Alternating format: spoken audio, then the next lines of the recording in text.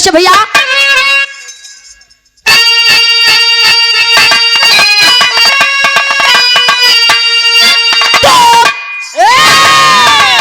गर्व करती है वसुधा सदा वीर पर, खौफ जिनको समर में सताता नहीं।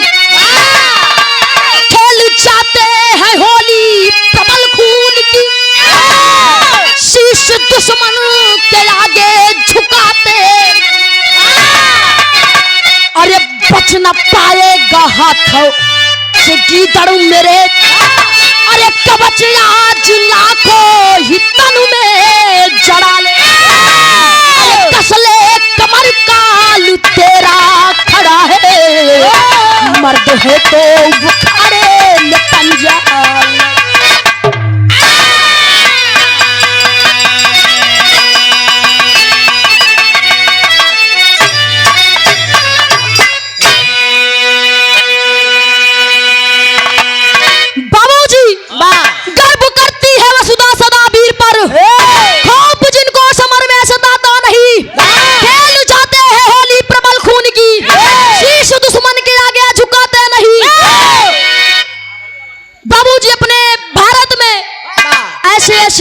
योद्धा पैदा हुए ऐसा वीर कि दुनिया छोड़ के चला गया, लेकिन नाम अबे तक अमर बा उनका।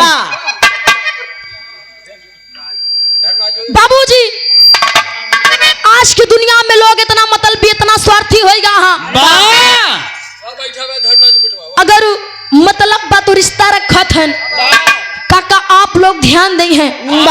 मतलब बा तो रिश्ता रखा था, मतलब खत्म हो जात बत रिश्ता तोड़ देते।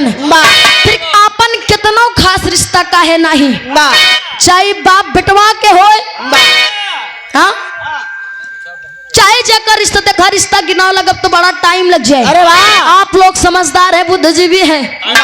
बाबूजी बहन बेटवा कि आप लोग जन्म दे के पढ़ाई लिखाई के बड़ा कई के शादी ब्याह कई के जाल आधी नैया उनकर पार कर देते। लेकिन आप कहे वह बुढ़ाई जब आ जाए अगर लड़का ठीक ठाक मिल गया ठीक बा, नहीं तो अगर कुपातीन मिल गया चाचा तो जान ला घरे बाप मातारी एक लोटा पानी बिना तरसता। हाँ लेकिन बेटवा मेहरारू के लिए आए कि अयोध्या प्रयागराज पैकर्मा करता। हाँ गंगा नहावता। हाँ तो बाबूजी ऐसा भक्ति के कोनो मतलब नहीं बा। हाँ कहा जाता कि माई बाप 4 लड़का के खिया पिया देते। हाँ लेकिन वह 4 लड़के जब जवान हो जाते तो 2 माई बाप के 2 टाइम के खाना नहीं दे पाते। 100% में से 80% आजकल के लड़का है। विराह में हमारे गजल के भाव लगा था भैया कैसे?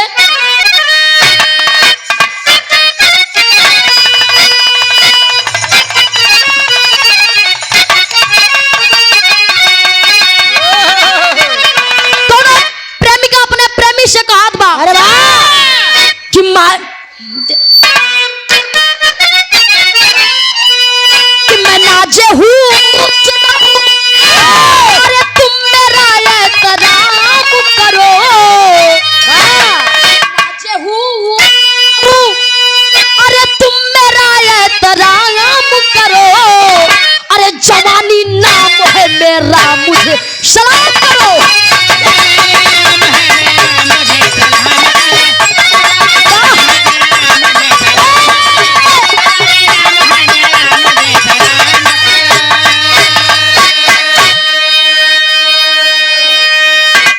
जब लड़किया तनी बात कर तब प्रेमियों जवाब दे कहे का भैया अरे मैं तुझे सलाम करूं तू भी मेरा एक काम करो। मैं तुझे सलाम करूं तो तू भी मेरा एक काम करो। तो अपनी मस्त जवानी हमारे नाम करो।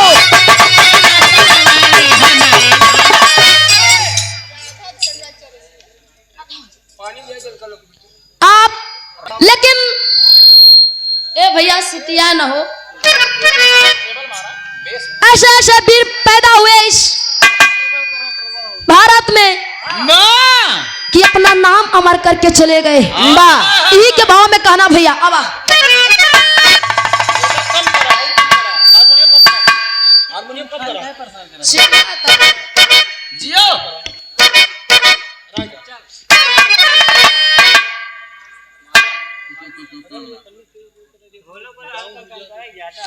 आप हमारे बड़े भैया राजू यादव प्रतापगढ़ और भैया कुछ और बहदौल खुल देवरा प्रतापगढ़ की पाँव धरती से भैया खमरे ठेका हुआ भैया हाँ ठेका ज्यादा कमाई बा हाँ यहाँ मैंने दिन में दिहाड़ी खटा थे शाम के पहुंच जाएंगे ठेका पे भैया कितना सीसी रहे अकाउंट पे गलत ना हो सकता ना। बोर्ड लगा रहे आपकी नजर किधर है मधुशाला इधर है तो राजू भैया के कर 101 रुपए का महान आशीर्वाद मुलाकात करवा भैया से। अच्छा शीशी ले जावा भैया भेंट हो जाए हो हाँ सही है आवाज जाता रहा था कई लेकर ई के भाव में कहना भैया आवा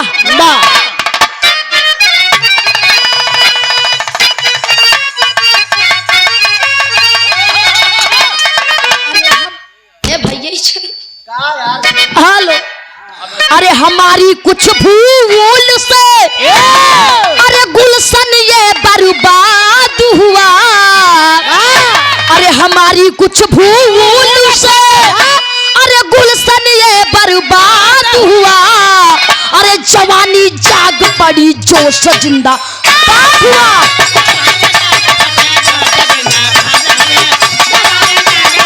जिया बहादुर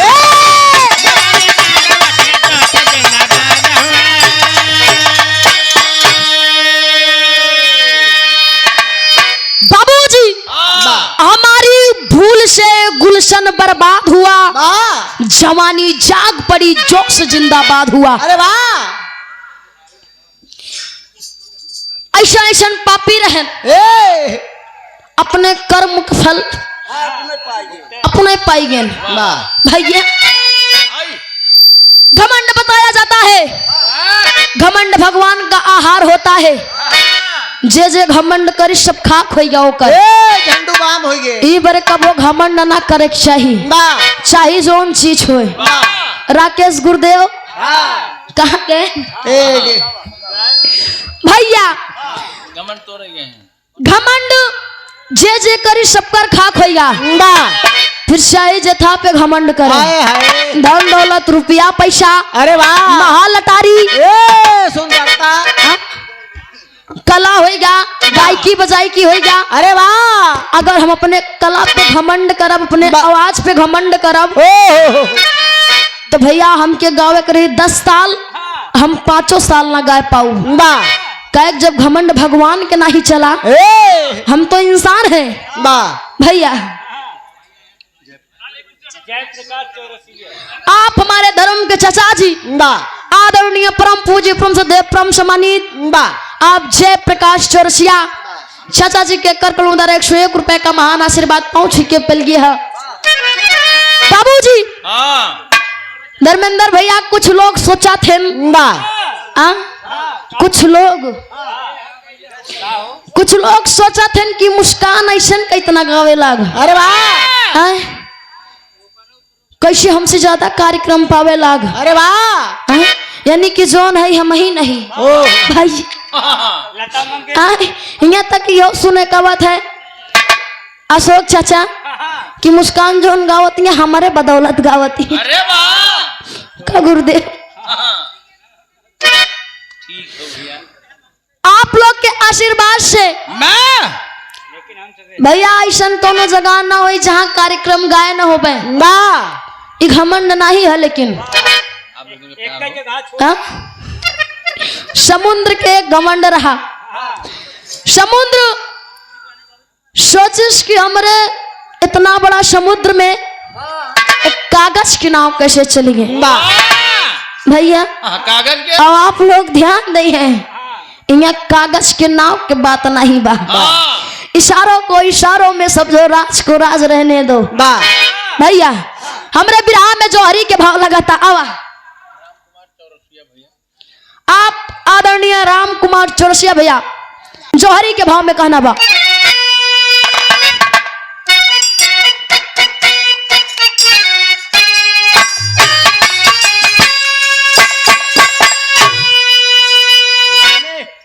अरे वाह हाँ जिया पट्टे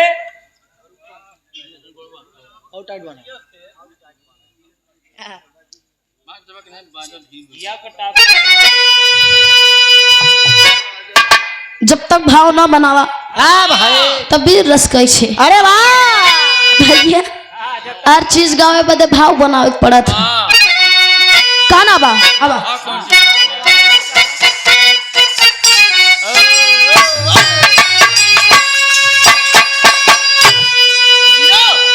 अरे देश राज का लाला उदल उरई में आए, भाग रही माही घोड़ा का प्रबल घुसाए, आकर रोका या भई माहिल का रहा दुलारा, चमक पड़े तब उदल कसकर बाहु खाड़ा, माहिल में वो बाजाक परमानंद से बोला, उदल बने लड़ाकू जहर जुबा से घोला, औलाद मगर है सच्चा बच्चा को मार गिराए, लेकर बाप का बदला घर में नाम कमाए, तो रात में रक्त होगा बांसुरी के लूट, खटपटवाद हाथी लाखों का दिल लूटा, आज घड़ी का लाट बड़े को ले तगी खोपड़ी करगा खिल्ली राज उड़ा जिया जिया से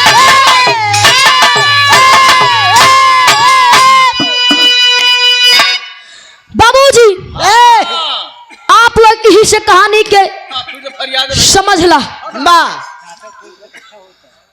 आल्हा उदल घोड़ा पे सवार होके अरे वाह अपने माहिल मामा के बगिया में पहुंच गए। माहिल मामा के बगिया में जब घोड़ा लेके पहुंच गए वाह तो माहिल के बेटवा बाबूजी माहिल के बेटवा भाई वाह जाय के उदल के रोकत बाकी ये उदल हमरे बगिया में का करे आया हा? हाँ कौन काम बा इज्जत के साथ ही अपन घोड़ा निकाल लाई जा। हाँ चला जा बेटा बाबूजी इतने बहादुर थे उदल केहू के बात बर्दाश्त नहीं करते रहे। अरे वाह जब इतनी बात माहिल मामा के बेटवा भाई बोला था वाह तो दौड़ के सीधा हुए उदल बहिया उखाड़ लेन। जब बहिया उखाड़ लेन तो उधर जाए के अब भाई अपने बाप माहिल से रोए के बतावे अरे वाह कहे कि ये पापा ए बाबू उदला अपने बगिया में आए रहा। अरे वाह ओ कहा हमें तो नहीं कहे कि तू हमरे बगिया से अपन घोड़ा निकाल ले जा। इतने में हमारा हाथ धय के उखाड़ लीस। बाबूजी जब इतना माहिल सुनत बत एकदम आग बबूला होगा कहे बड़ा बहादुर बना उदला, बड़ा बहादुर बना उदला। आज हम का बताई थी भैया लेकिन हमरे बिरहा में तर्ज लागत भैया हो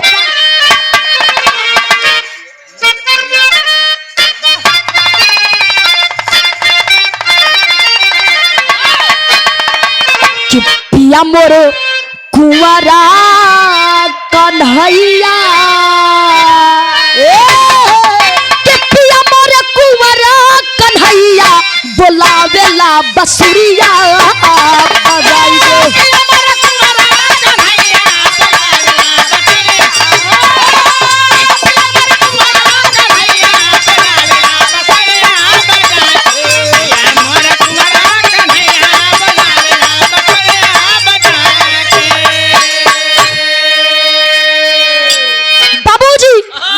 इधर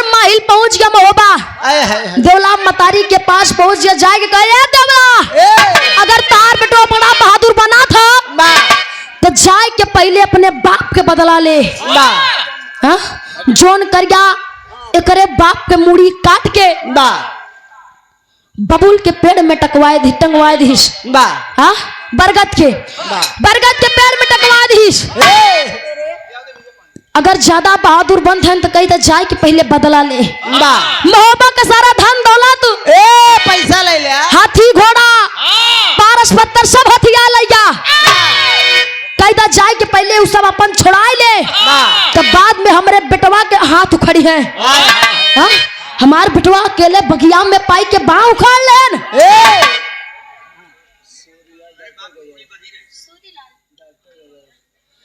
आप डॉक्टर सूरीलाल, अच्छा सूर्यलाल, आप डॉक्टर सूर्यलाल चाचा जी 101 रुपए का महान आशीर्वाद पहुंच के पल गया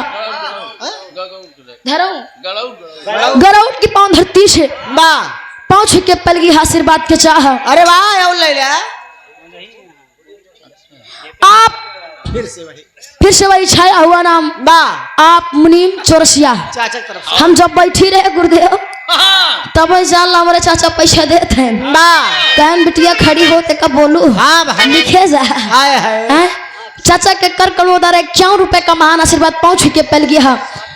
बाबूजी बा इधर उधर सारी बतिया के सुनत रहन। माहिल मामा आग लगाई के चलागा।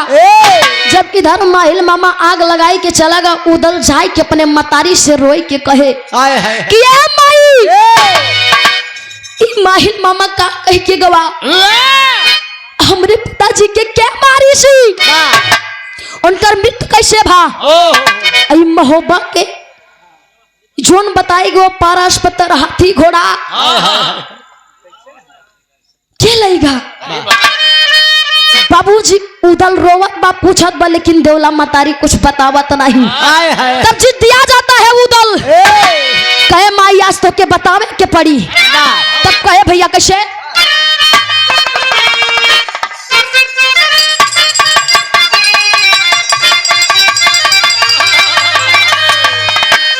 देवला के गरजे गदेला अरे देवला के गरजे गदेला बघेला जिद्दिया गई ले घर में।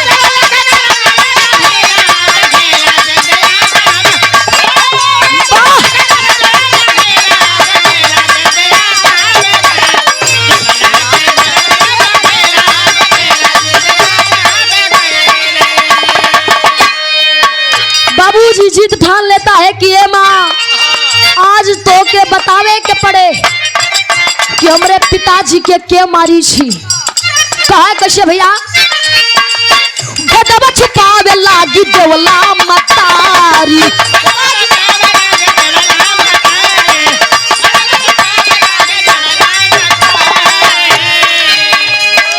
सिनवा पे धई के उदलते गवा कटारी होते गवा कटारी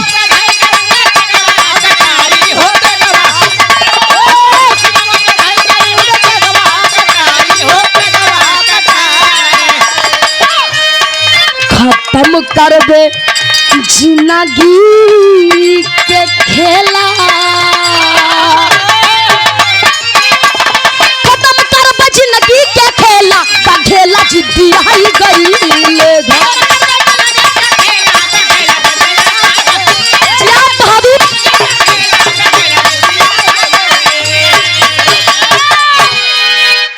बाबूजी इधर उधर लगा कसम धरावे कि ये माई आज तो के सच्चाई बतावे के पड़े नहीं ई तलवार से हम अपन गर्दन काट ले। अरे वाह जान दे दे भाई बाबू के तो दुख होई दू हाय हाय ई बेटवो के तू खोए देबू तो के हमार कसम आज तो का सच्चाई बतावे के पड़े। बाबूजी जब उदल कसम धराए देता तो देवला मतारी रोई के विदेशिया में बतावत भैया। अब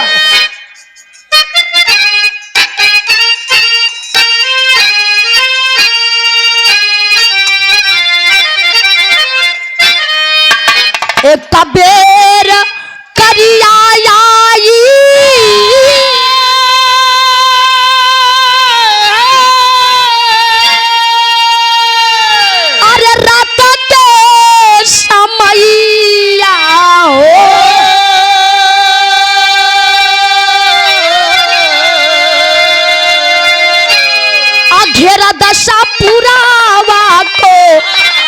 पापी बेईमानवा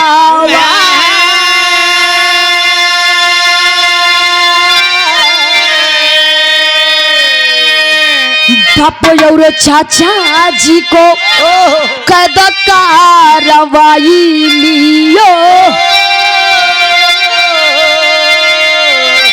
घोड़ा पपिहाला खा पातुर छीना साया तनावा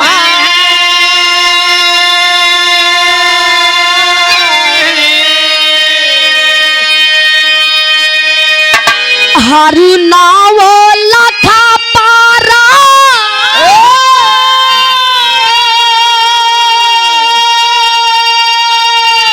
अरे पाथर लिया छबारी हो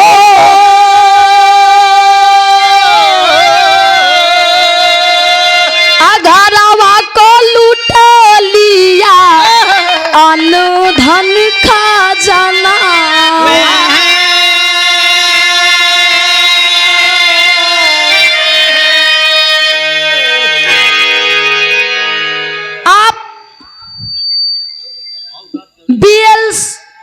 आदरणीय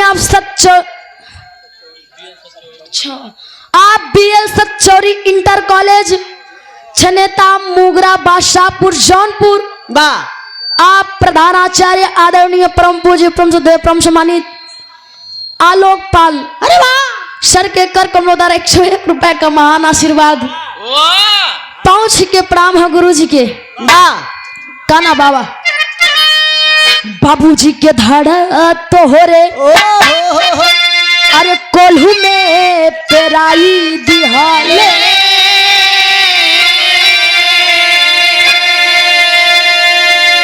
अरे बरगद में टांग दिया कटल गारा दाना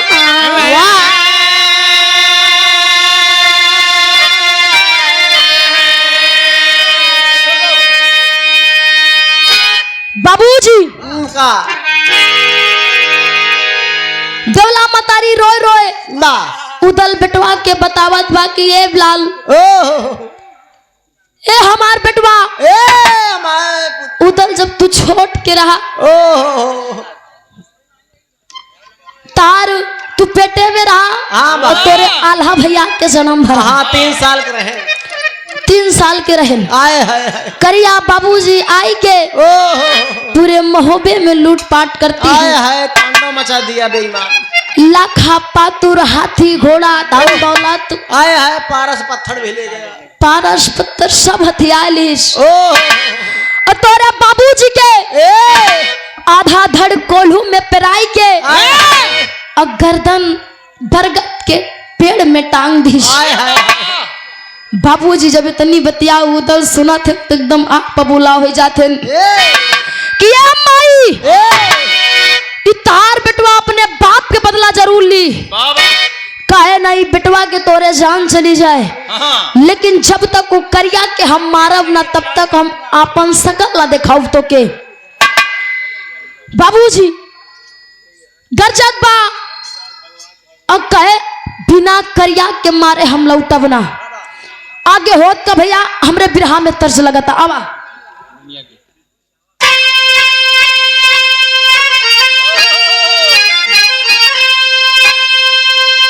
स्वर्गीय गुरुजी रामदेव के बड़ा बढ़िया तर्ज है अरे वाह आजकल के गवैया अगर गाय दी है काका बा तो जान करेजा बाहर निकली है अरे वाह तू कैसे गावत हूँ देखा हम उस बने ना बा लेकिन कोशिश हमेशा करे के चाहिए अरे वाह काका बड़ा बढ़िया लहाई के गाँव कैसे भैया लहा तो हूँ बाती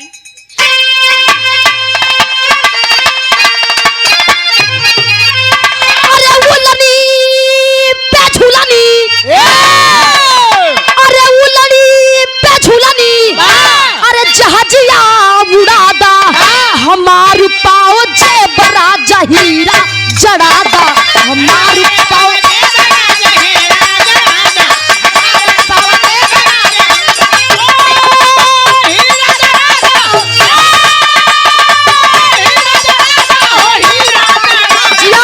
भैया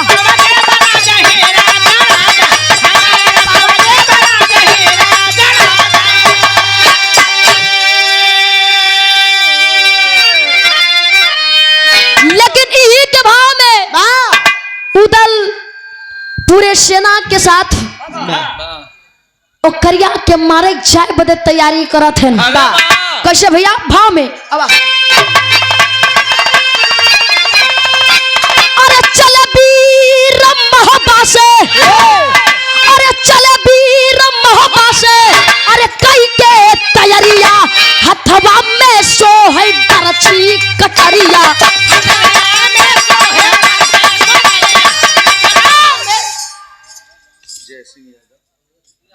बिरहा गायक जय सिंह यादव। आप बिरहा के बहुत अच्छे कलाकार, जय सिंह यादव। आप आदरणीय परम पूज्य परम सदैव परम सम्मानित जय सिंह यादव चाचा जी, आप पूजनीय विश्वनाथ उनके गुरु विश्वनाथ यानी कि हमारे भी गुरु हैं। चाचा के कर कल मुद्रा 51 रुपए का महान आशीर्वाद पहुंच के पल गया है। अरे वाह बाबूजी ये बोला बच्चा। इधर एकदम चले के तैयारी कर देन, पूरा हथियार तैयार हो गया, बर्शी भाला तलवार एकदम बढ़िया सेना सजाए के निकला थे। होत का भैया पहले बन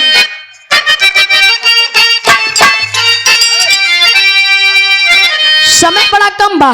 अरे आल्हा या उदा के अरे साथे बाली वनमा देवला मतारी के डलबा बसलवा देवला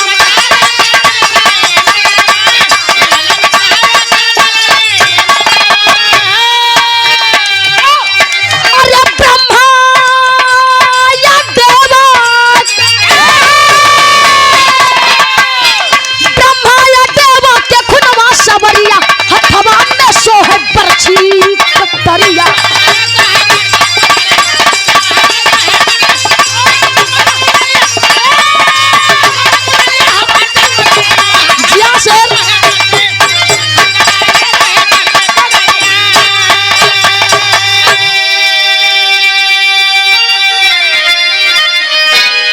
बाबूजी इधर पूरा सेना सजाई के आला या उदल संग सैयद बलिबनवा देवला मतारी के डलवा बसंगवा इधर आला उदल सैयद सब तैयार हो गए। अरे वाह लेकिन देखा इधर देवला मतारी के मन नहीं मानत बा।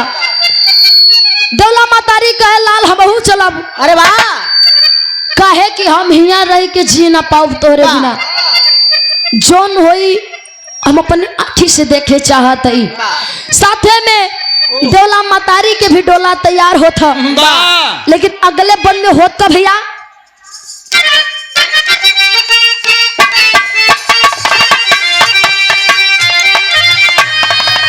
अरे पहुंचे बबुरी बनवा में छाइया धियरिया और रूप के बदल साब बनले गुजरिया रूप के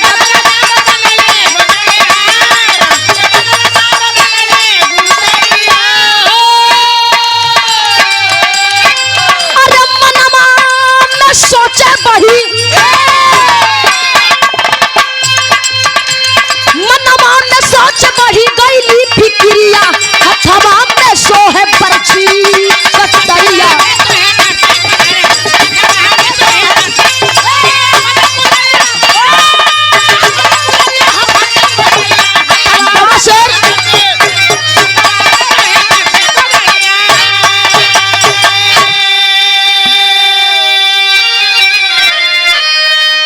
बाबूजी पहुंचे बबुरी बनवा में छाई अधियरिया और रूप के बदले सब बनले गुजरिया।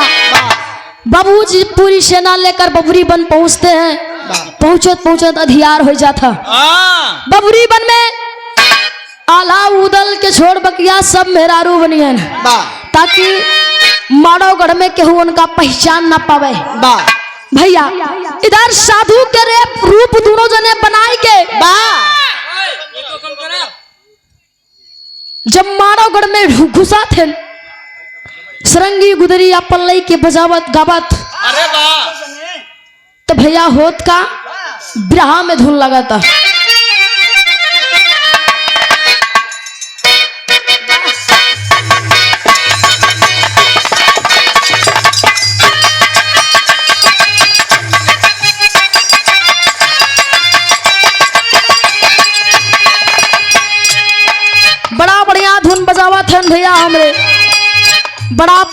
धुन है। कोनो दुल्हन के दुल्हा अपने दुल्हैया से रिशियान बा और रिशिया के चलागा प्रदेश। तब दुल्हनिया बतावे का भैया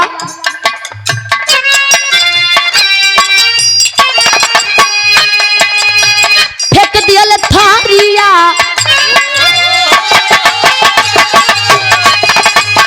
फेंक दियल थारिया बलम गईले झारिया पहुँचले कि ना।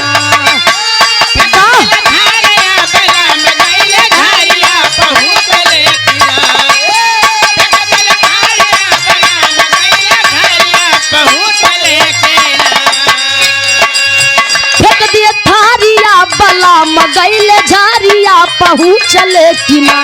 उठे ही में लहरिया पहुँचले कि ना। उठे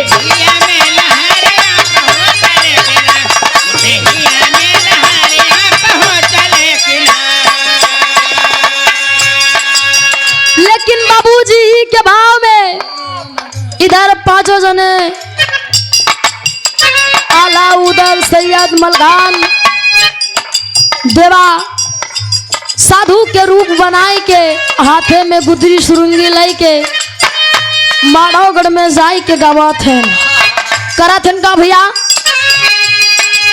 माधवगढ़ नगारिया हो माधवगढ़ नगारिया में घुसले जवानवा बदनवा सोहना। माधवगढ़ नगारिया में घुसले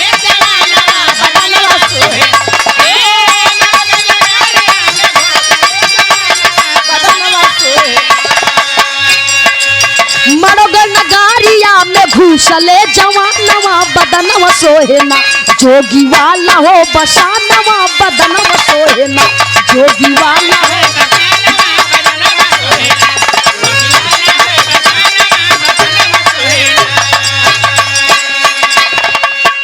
बाबूजी इधर पांचों जने सरंगी गुदरी अपन बजावत बजावत बिजमा के पास पहुंच गए।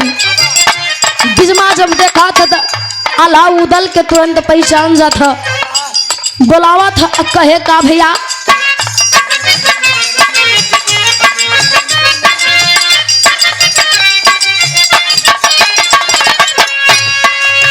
हर नौलखाला के दिहली बिजमा रानी उदल की सुरातिया को गईली पहचानी।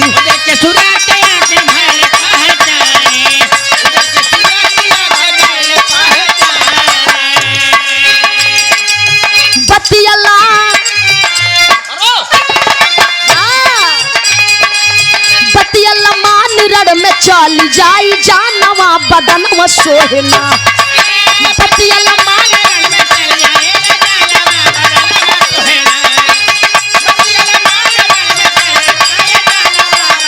सोहना। बतियला मान रड़ में चल जाई जानवा बदनवा सोहना। जोगी वाला हो बसानवा बदनवा सोहना।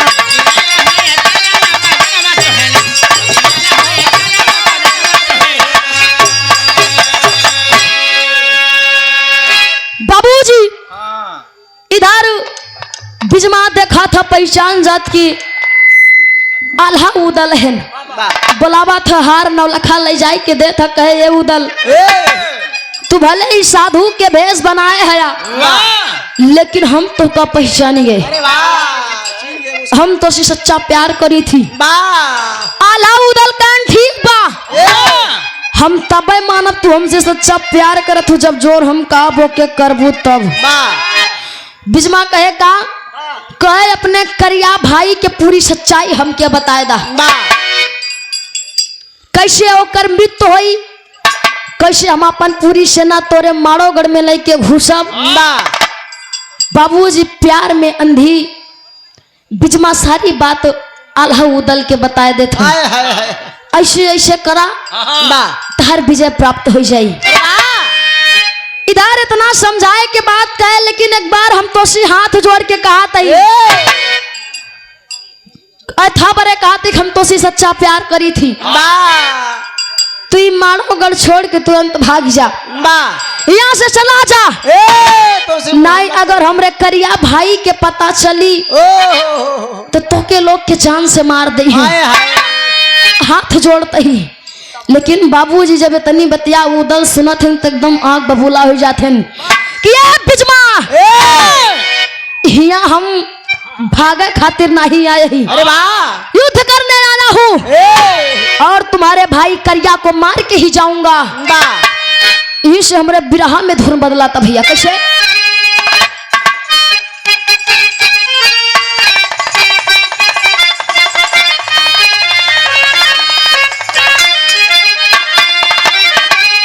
गीतिया के तारा बानो बड़ा लहाय के गाय में फैजाबादी तारा बन अपने जवानी में अपने जवानी के आलम में। अरे वाह कैसे भैया?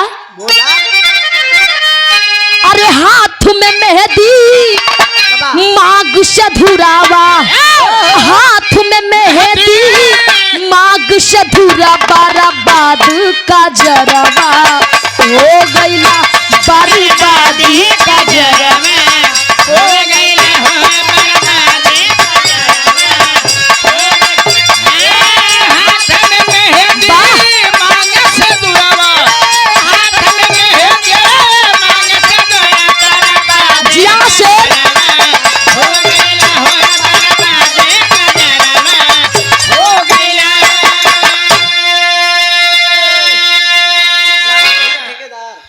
से वही छाया हुआ नाम आप हमारे बड़े भैया राजू यादव ठेकेदार। हाँ देसी वाले ये हमारे धीरज भैया पे खुश हो के 50 रुपए का महान आशीर्वाद भैया के बहुत बहुत प्रणाम है। अरे वाह 15 कम हो।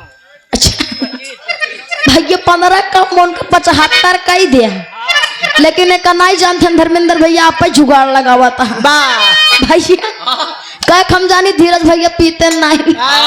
हाँ अच्छा भैया ही के भाव में जब इतनी बतिया उदल सुना थे तो खिसियाए के बिजमा से कहन का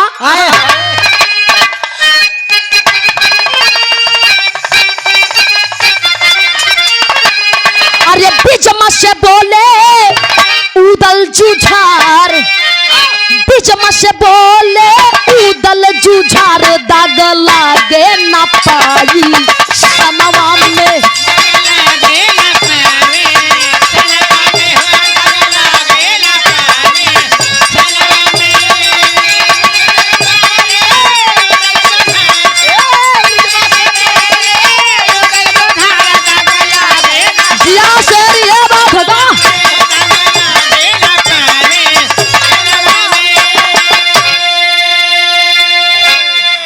बिजमा से बोले उदल जुझार दाग लागे न पाई सनवा में। अरे बाप का बदला लेके रहा, बापों का बदला लेके रहा भले जाई परनमा रनवा में।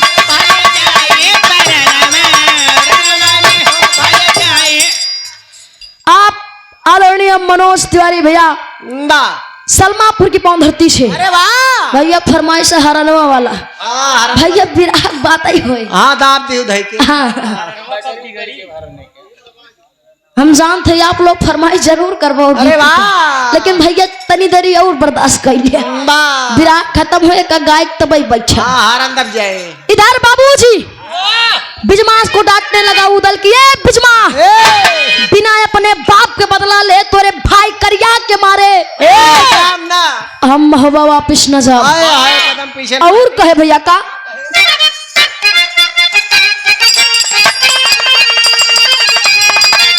अरे बबूरी बन हम काट गिराई, अरे चतुरंगी सन सजाए हैं, अरे चला है जंगी तेगा उठाए, चला है जंगी तेगा उठाए बजर कई बजनवा रनवा में।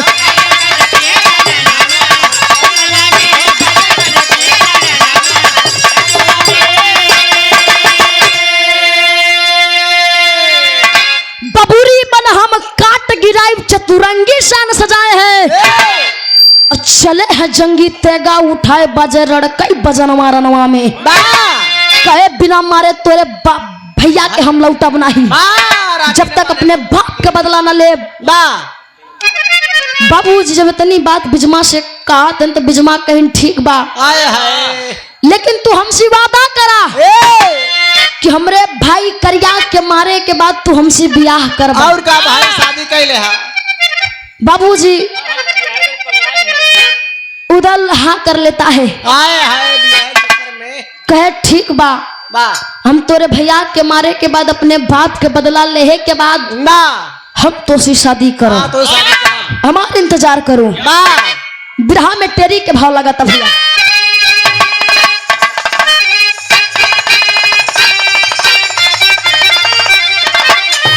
अरे राम करिया को डसने काल आ गया। अरे करिया को डसने काल आ गया। गरजा वीर बघेला देश राज का लाला यार लाला यार।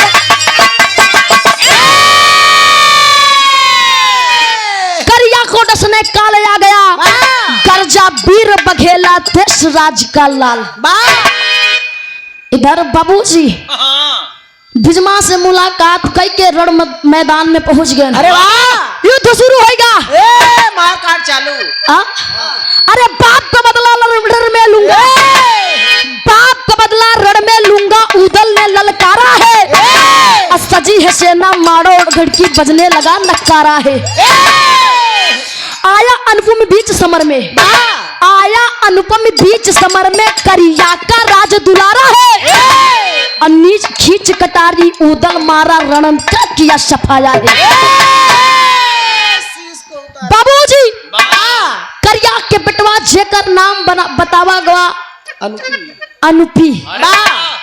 इधर जब अपन सेना लेके आला उदल पूरा तैयारी से रण क्षेत्र में पहुंच गए। अनुपी उधर से अपन सेना सजाई के रण क्षेत्र में पहुंचत बा। युद्ध शुरू होगा। जब युद्ध शुरू होगा भैया होत का पहपट के भाव लगाता। अरे वाह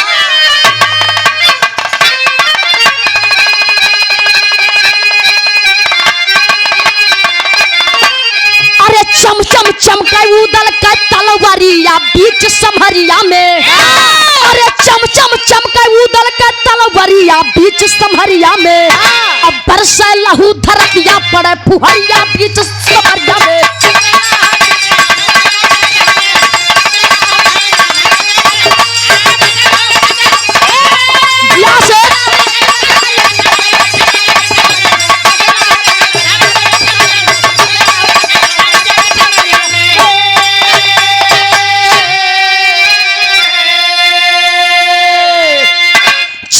चमका उदल का तलवरिया बीच समरिया में।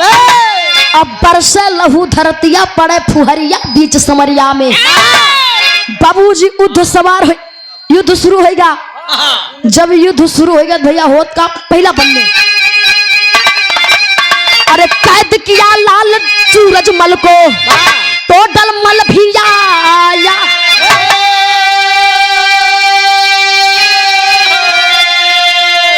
मार कटारी उदल रण में बैरी का किया सफाया।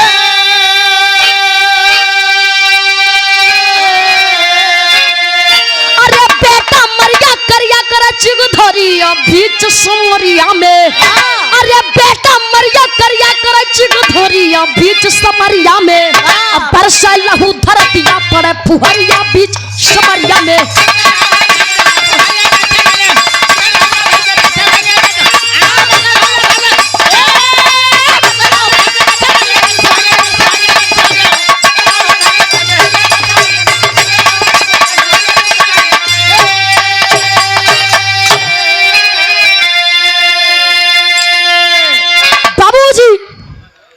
इधर करिया के लड़का के उदल कटारी निकाल के तलवार निकाल के मारत हन खच्च से गटई धड़ से अलग हो जाता। इधर धड़ से अलग हो जाए। जब करिया के पता चला था करिया आवाज रण क्षेत्र में देखा तो अपने अनुपी बिटवा के गोदी में लेके रोवाता ललकार रहा है। क्या कर मतारी इतना दूध पियाईस कि आज हमरे बेटवा के गर्दन काट लीस। अरे वाह कौन है? मेरे सामने आओ।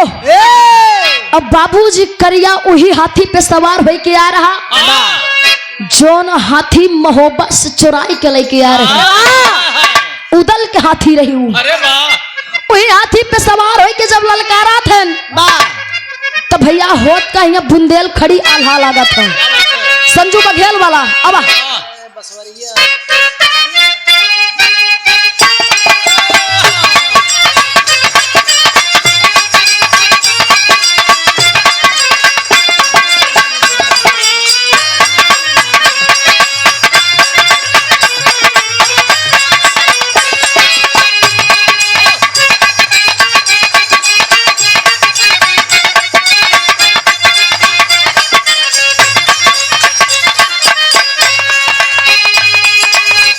सुनते करिया जर गया पनते गालिया संहार मारा अंकुश हाथी सिर हाथी जर के भयंगार सूड़ घुमा के शिकड़ी पे सूड़ घुमा के शिकड़ी फेंका बधिया उदल वीर जुझार पाई खबरिया देवला आई गोली उदल से ललकार नमक भुलायन हो बावा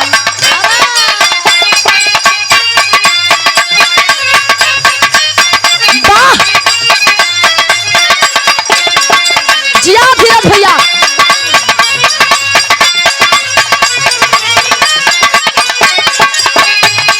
नमक भुलायू महोबा वाला काहे बाधू पूत हमार बोली सुन के हाथी मचली उदल को दी भुई उतार देख माजरा करिया दहला माजरा करिया दहला आगे छाया है अंधियार रण में हाथी धोखा देगा जीवन बगिया लगे उजार रण में हाथी धोखा देगा।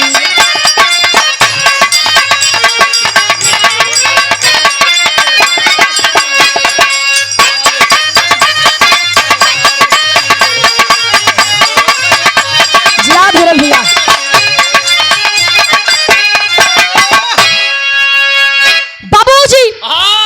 हथिया पे चढ़ के ललकारा धन के कर मतारी इतना दूध पियाईस जो हमरे बिटवा के गर्दन काट लीस। इतने में उदल निकारन तलवार खड़ा हो गया कि एक करिया हम अपने मतारी के दूध पिए ही देवला के पूत ही महोबा से आए ही आज तो के बिना मारे हम यहाँ से जाब नहीं जोन उखाड़े को हमार उखाड़ ला हमारे तोरे बिटवा गर्दन काटे है। बाबूजी इतना सुनते तो करिया एकदम जरिया जर के हुई हाथी पे एक पट्टा मारा था। हाथी इतने में उदल के अपने सूढ़ी में लपेट के उठा ले था। जब उधर खबर देवला मतारी के पता चला था देवला मतारी आई के देखा थिन की है हाथी हमार नमक सिखाई आज हमरे बेटवा के अपने सूढ़ी में लपेट के खड़ी करे ललकार के कहती है ये हाथी आज हमार नमक भुलाई गऊ हम क्या भुलाई गऊ हमरे बेटवा के सूढ़ी में लपेटे यहाँ। बाबूजी जब इतनी बतिया दौला बोला थिन हथिया पहचान जाता कि आज हमार मलकिन आई गई। इतने में जल्दी से उदल के नीचे उतार देता उधर करिया के अपने ऊपर से नीचे गिरा देता। करिया जब ये सब माजरा देखा तो एकदम देख के चकित होगा। अरे ये तो वही उदल है जो ने महोबा के हम लूट पाट के किया है हथियो महोबा के बा। अब आज लागत बा हमार जान बची ना भैया। खड़ी के भाव लगा तक होत का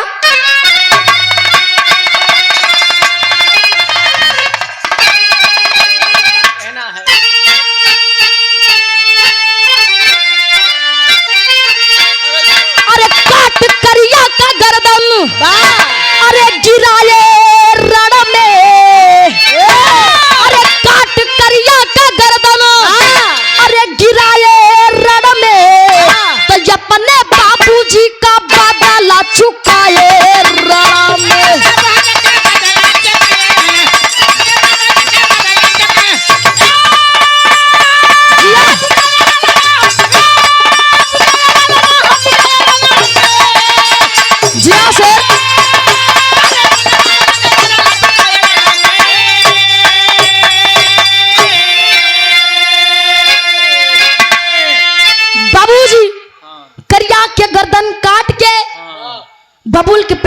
टंगवाए देता बा कहे कि उदल के पिता के गर्दन बरगद के पेड़ में टंगवाए रहे बा उनका धड़ कोल्हू में पेरावा था बा और गर्दन बबूल के पेड़ में अरे वाह होत का भैया पहले बंदे अरे करिया की मूड़ी आइल बा महो बहो नगारा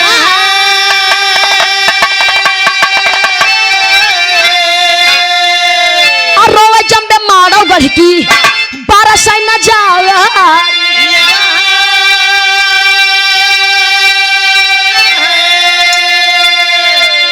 अरे झंडा महोबा करण में अरे उड़ाए रण में अरे झंडा महोबा का नहर अरे उड़ाए नर में तो अपने बाबूजी के बदला छू गए बाबूजी इधर करिया की मूड़ी आई हाँ महोबा नगरिया अरे वाह और रोवे जंबे माड़ोगढ़ की बरसे नजरिया बा महोबा उदल उनकर मूड़ी लाई के बबुल के पेड़ में टंगवाए दे अरे वाह आधा धड़ उनकर कोल्हू में पेरवाए दे बा और जितना करिया महोबा के लूट पाट करे रहा हाय हाय सब वापस लाए धन उदल सब वापिस लाए दे बा वापिस लाई के इधर अपने पिताजी के पिंडदान करा था इधर अपने पिता के पिंडदान करें हाँ लेकिन बाबूजी जोन बिजमा से वादा करे रहन कि तोरे करिया भाई के मारे बाद हम तोसी ब्याह करा अरे वाह दुल्हन बनाओ इधर सलमान सोचता है कि अगर उदल से इसका ब्याह हो जाएगा अरे वाह अगर ये महोबा आई अपने भैया के दुश्मनी जरूर निकाली अरे कबो अगर खाना में जहरे मिलाए के दे दी तो यही से बाबूजी बिजमा के धोखा से मार देते बिजमा शराब दीन कि जा हम तो के शराब देत हई कि मलखान तू जहां मरबा वाह हुआ आल्हा उदल रही है ना अरे वाह अब बाबूजी सही बात है जब मलखान के मृत्यु हो तो हुआ आल्हा उदल ही रहते अरे वाह इधर बाबूजी उदल अपने पिता के पिंडदान करें और जैसे आज चाचा हमरे अपने पिताजी के तिरही करत हन अरे वाह अब तिरही में बिरहा के भी प्रोग्राम रखें वैसे उधर उदल पिंडदान करें पिताजी के तिरही करें हाँ बिरहा करवाए ना हो ना हो अच्छा बिरावा नहीं गावे गर है तू गावे गर है बुआ गावे गर है कहाँ मौसी रहे भैया इस हमारे कहानी के समापन में लास्ट में बेटी अपने गुरु घराने का परिचय देता स्वामी गुरु बिहारी रमन ब्रिजलाल जी गया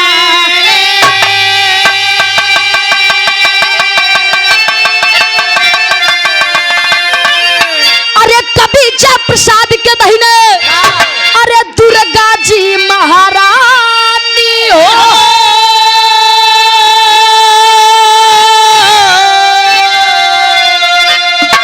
करिया को दस ने काल लिया गया मुस्कान सूर्य भान का बिरहा किया कमाल